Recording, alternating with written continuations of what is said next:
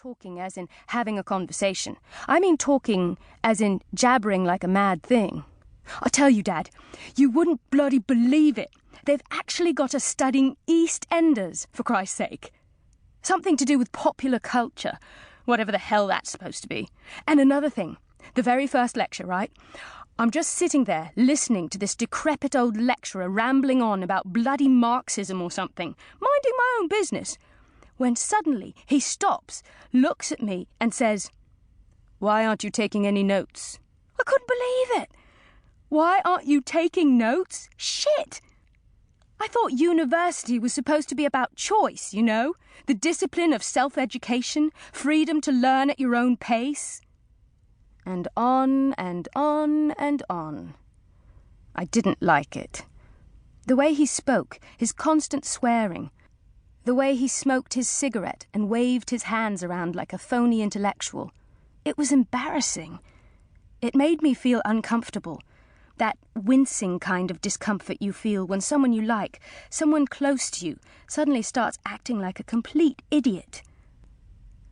And I didn't like the way he was ignoring me either. For all the attention I was getting, I might as well not have been there. I felt like a stranger in my own car. It wasn't until we'd almost reached the island that Dominic paused for breath, turned around, ruffled Deefa's head, "Hey, Deef," and finally spoke to me. "All right, kid? How's it going?" "Hello, Dominic." "What's the matter? You look different. Christ!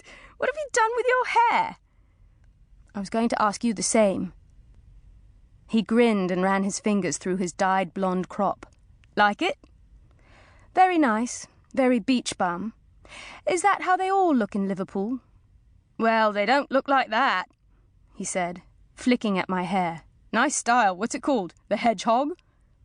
"Hedgehogs have spikes," I told him, readjusting a ribbon. "These are plumes." "Plumes? Yeah, right." He puffed on his cigarette.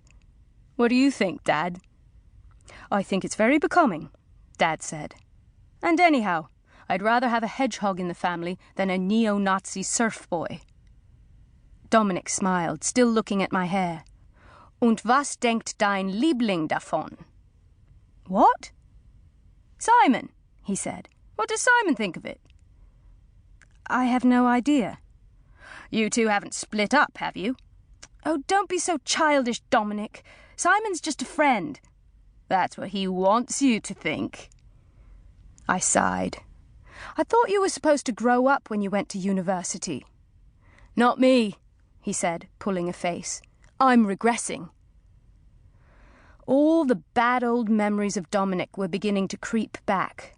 The needling, the snide comments, the way he treated me like a stupid little girl. I suppose that was one of the reasons I'd been a bit wary of his coming back. I didn't want to be treated like a stupid little girl anymore, especially by someone who couldn't act his own age.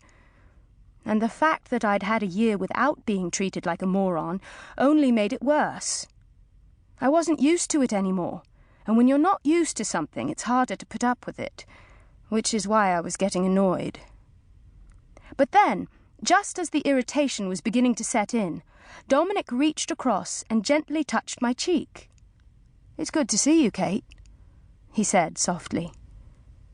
For a brief moment, he was the Dominic I used to know before he grew up. The real Dominic. The one who looked after me when I needed looking after. My big brother. But almost immediately, he turned away with a shrug of his shoulders, as if he'd embarrassed himself. And good, big-voiced Dom was back. "Hey, Dad," he boomed. "When the hell are you going to get a new car?" "And why should I be wanting a new car?" "Because this one's a shit heap."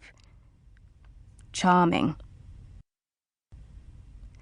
The island sky has its own unmistakable light, an iridescent sheen that moves with the moods of the sea. It's never the same, but it's always the same. And whenever I see it, I know I'm nearly home. Home is a small island called Hale.